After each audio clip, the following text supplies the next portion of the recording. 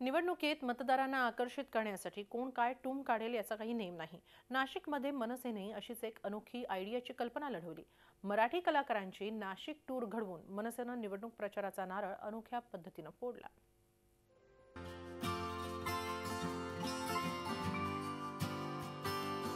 सिनेमाच्या आणि टीव्हीच्या पडद्यावर किंवा नाटकाच्या रंगमंचावर दिसणारी ही मराठी कलाकारांची फौज।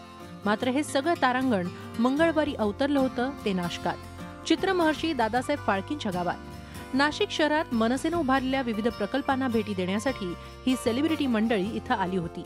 आता मनसेनंच ही टूर आयोजित केली होती, त्यामुळे कुणी काय आणि कसं कौतुक करायचं याचं स्क्रिप्ट आधीच ठरलेलं असणार एवढं नक्की।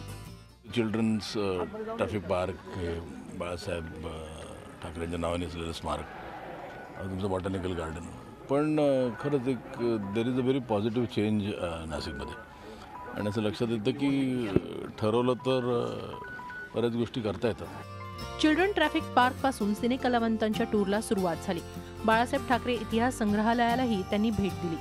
ऐन निवडणुकीच्या धामधुमीत मनसेचा प्रचार करण्यासाठी ही मंडळी पुन्हा नाशिकला येणार आहेत। आपल्या छत्रपती शिवाजी महाराजांची अशी अनेक स्मारकं, जर का हे नवीन स्मारक बघून जर आपल्याला आतमध्ये पेटायला होत असेल तर आपले गड किल्ले ज्यांची पडझड होते आहे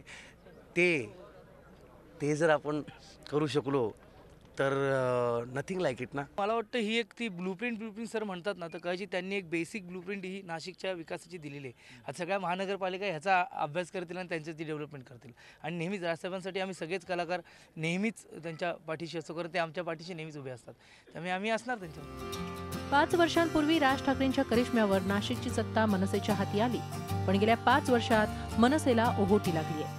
पक्षाचा एक शिलेदार इंजिन सोडून जात असल्यानं राज ठाकरे एकाकी पडले। त्यामुळेच की काय मराठी कलावंतांच्या कुबड्या घेण्याची वेळ मनसेवर आली आहे। या सेलिब्रिटी टुरिझमचा फायदा तरी राज ठाकरेंच्या मनसेला होईल का, हे निवडणुकीचा निकाल हाती आल्यावरच स्पष्ट होईल। मुकुल कुलकर्णीसह bureau report, Zee media, Nashik. Zee 24 तास रहा एक पाऊल पुढे।